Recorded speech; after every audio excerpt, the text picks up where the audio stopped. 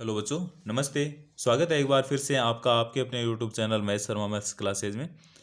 जैसा कि आप सबको विदित है कि हम रोज़ शाम को 6 बजे कक्षा 6-7 की हिंदी की जो वर्कबुक है उसका अध्ययन करते हैं। और अभी तक हमने 49 कार्यपत्रक पढ़ लिए हैं।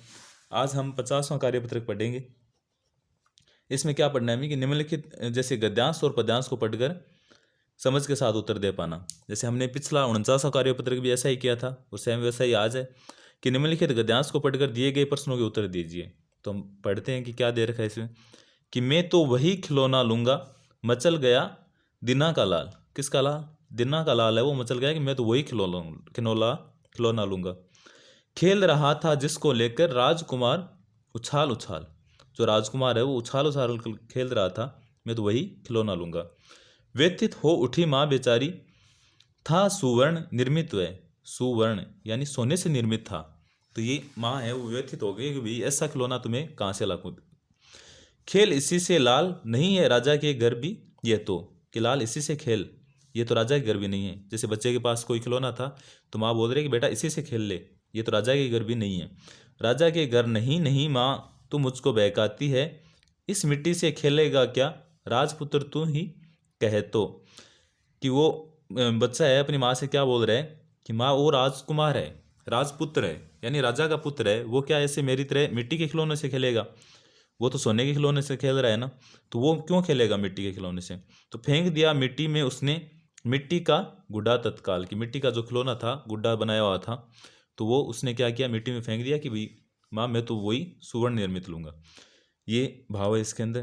पहला क्वेश्चन देखते हैं। खिलौने के लिए मचल गया दिन्ना का लाल। कौन मचल गया था? दिन्ना का लाल। देखो कितने इजी क्वेश्चन है। राजा के घर में किस तरह का खिलौना नहीं है? तो कैसा वाला खिलौना नहीं है कि राजा के घर नहीं खेल इसी से लाल राजा के घर भी ये तो राजा के घर नहीं नहीं। कि मिट्टी का खिलौना ना है वो राजा के घर भी नहीं है, तो हम क्या बोल देंगे कि राजा के घर में मिट्टी का खिलौना नहीं है, क्योंकि कौन सा है? सुवर्ण निर्मित यानी सोने का। मिट्टी का खिलौना नहीं है। उसके बाद माँ दुखी क्यों उठी? कैसे दुखी हो उठी? क्योंकि बच्चे ने क्या किया कि जो सुवर्ण निर्मित राजकुमार जिस खिलौने से खेल रहा था वो खिलौना मांग लिया। क्योंकि उसके लाल ने यानी उसके बेटे ने, उसके लाल ने राजकुमार के सोने के खिलौने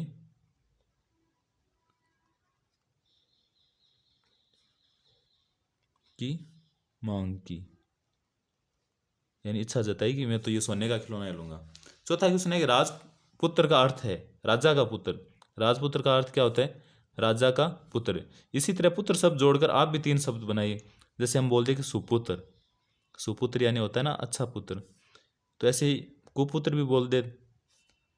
कुपुत्र यानी कुत्सित है जो पुत्र, यानी बुरा पुत्र। या हम ये बोल देंगे ज्येष्ठ पुत्र।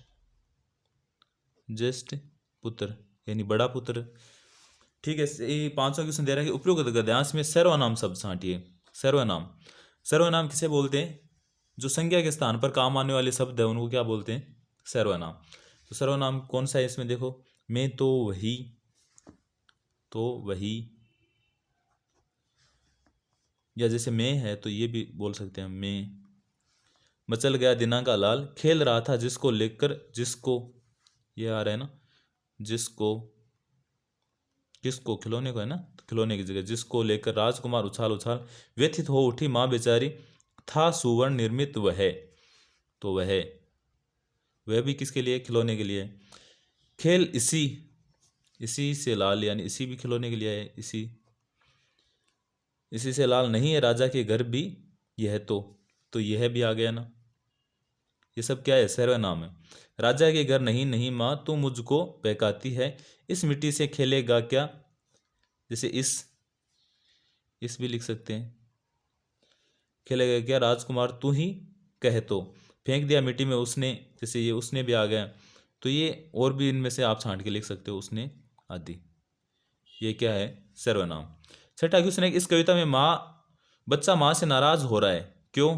क्योंकि माँ है वो उसको मिट्टी के खिलौने से ही खेलने के लिए कह रही है, सुवर्ण निर्मित खिलौना है वो नहीं दे रही।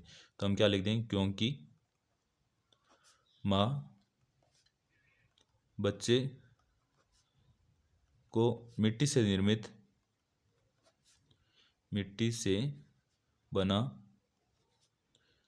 बने खिलौने से ही खेलने का कह रही है, तथा जो सुवर्ण निर्मित है वो नहीं दिला पा रही है। सुवर्ण निर्मित खिलौना नहीं दिला रही है, इसलिए बच्चा माँ से नाराज है। और अंतिम क्वेश्चन है कि आपने भी कभी किसी वस्तु के लिए जिद की है, उसके बारे में लिखे। तो आप अपनी जिद के लिए लिख सकते हो। जैसे मैं ये लिख दूं कि मैंने